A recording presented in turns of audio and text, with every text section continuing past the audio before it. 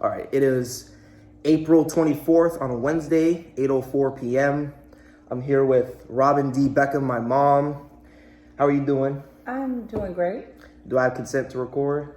Yes, you do. All right. So I'm just going to be talking about kind of your childhood, growing up, college, and then kind of getting into your reporter career. Okay, so first, where were you born? What were your parents' names? And explain a little bit about your childhood, please. Well, thank you for asking, and thanks for the interview. My son, Isaiah Beckham. I was born in Denver, Colorado, and grew up very fortunate because aesthetically, Denver was so gorgeous. You had mountains, Pike Peak Mountains and the Rocky Mountains, and I was very fortunate as a child because just your environment of what you were able to see, big skies, it was just really beautiful, and we did a lot of, attending the mountains when I was little, so that was kind of fun. So it was kind of, I was a nature kind of kid, where nature was significant in my childhood and my memories and such. And my parents, we call my mom Mama T and Daddy Sarge, they were the type of parents that appreciate a kid outside playing all day long until the sun came up or went down and you would have to get inside. So I loved growing up in Denver, Colorado. Okay, so did you take any trips while you were there, like in Colorado, like to the mountains or anything? Oh gosh, yes. We would do weekend trips to the mountains. And I remember kind of going around the curves of mountains and being afraid because back then, believe it or not, we could just jump into the back of a truck.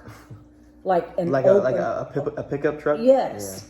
Yeah. And you can't do that anymore. But I remember one time being in the back of a truck going up to the mountains, going around the curves and such. And I was really afraid. Actually, I might be afraid because of that trip because, I'm in the back and no seat belts and such. But the trips were always looking at the beauty of Colorado.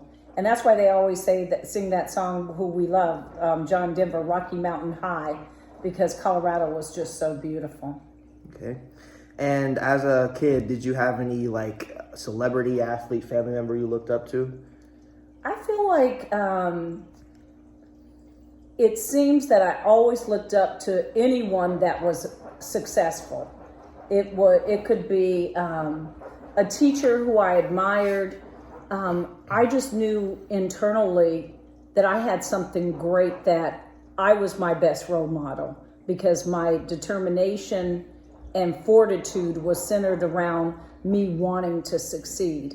So I had a lot of interest in looking at who did I see in the neighborhood, if someone was owning a tamale shop, if someone was a great teacher. Everyone became a role model to me, but I really had a lot of my own initiative. Okay. And so how was elementary school and high school for you? Did you make any friends that you're still friends with today? Oh, of course. My best friend is your godmom, yep. Angelia Maxey. And we started out, as you know the story, Angelia was this Christian, and she looked at me and I looked at her and I was like, we're not going to be locker partners.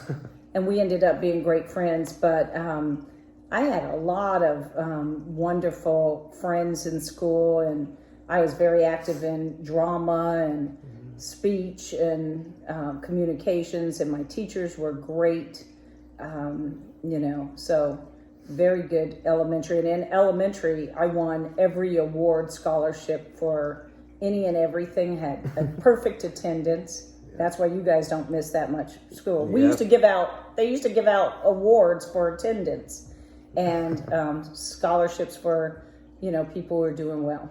Okay. And what were your dreams growing up as a little girl, and who did you aspire to be like? I really dreamed of being an actress, but I also had some insight of knowing I didn't want to be poor.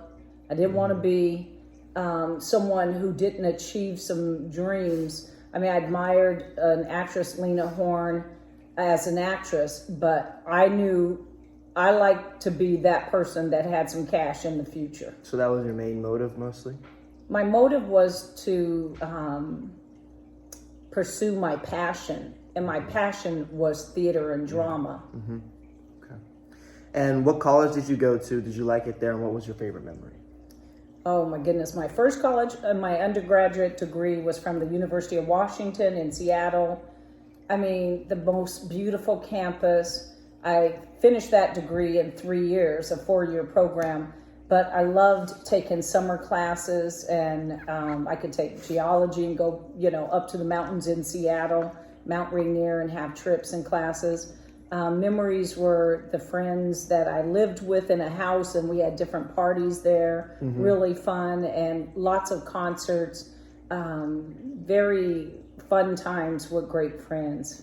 Okay. And I did get a master's degree and went to the University of Illinois, and that was pretty competitive, a 1-year program. So, I mean, that was like you were really focused on trying to get out of there. Yeah. What was your first job, and how was that experience for you?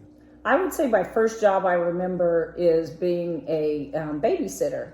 And one of the pranks that the kids played on me was I was babysitting a little kid, and for some reason my brother and some other neighborhood boys turned out all the lights on my first job. I'm like, I'm scared, I left the kid or something. I'm like, I'm out of here.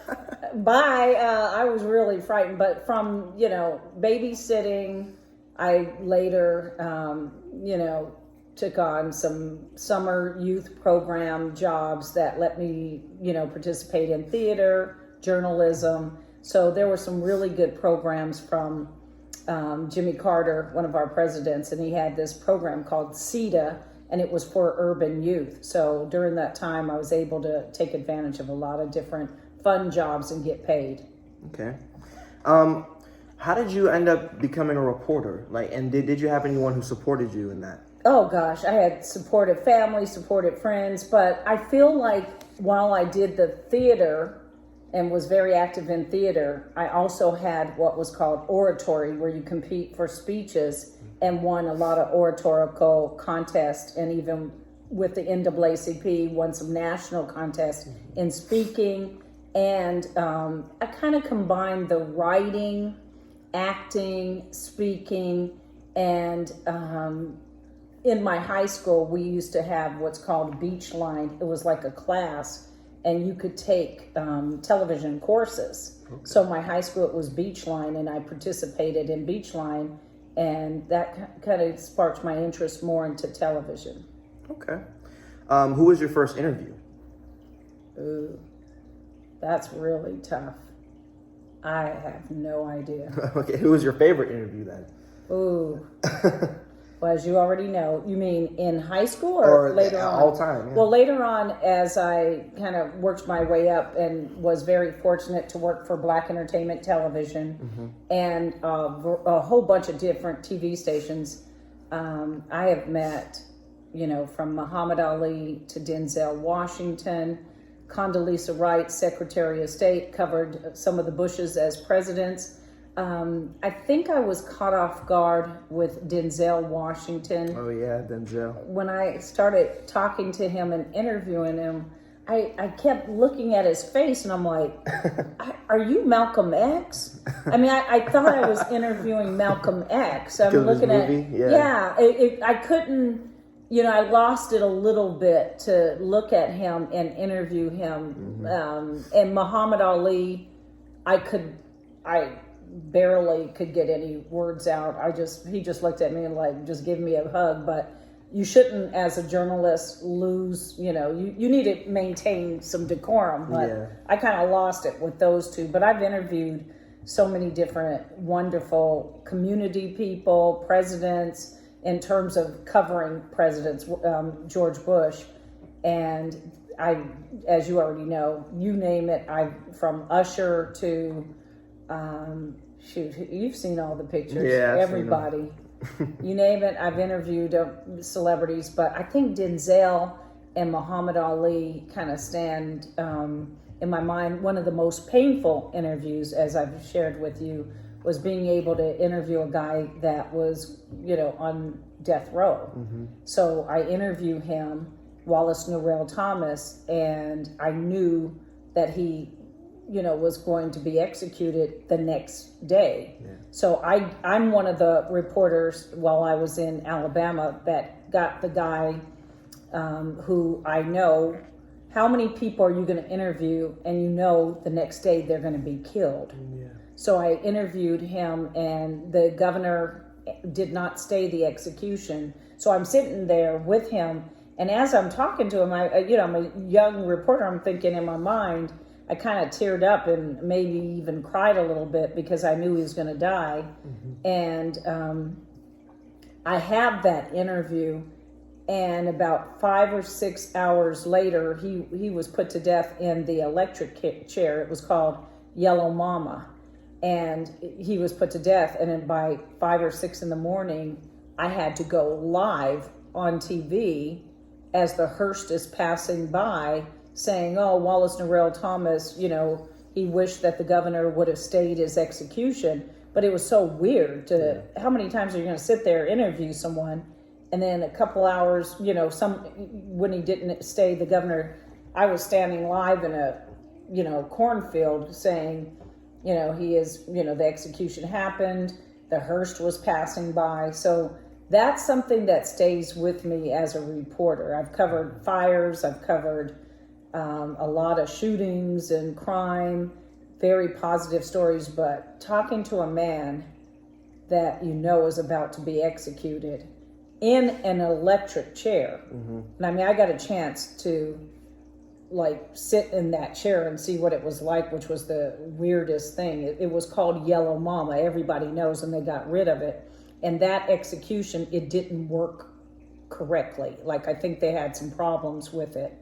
So do you know who the person is that pulls the trigger? It's the warden. Mm-hmm. So the warden had told me, I interviewed him later, that he had become very attached. I mean, this guy's on death row for over a decade or so. So you become more attached. Mm-hmm. So that was a painful interview that I never want to do those sorts of interviews again. And you've talked, I've talked to people who have lost children, kids who are sick with cancer. So being a reporter is a tough job sometimes, but where in the world would we be without reporters sharing stories like you're doing actually right now, right? Yep. And how did you transition from being a reporter to now owning your own PR firm, and what challenges did you have on the way?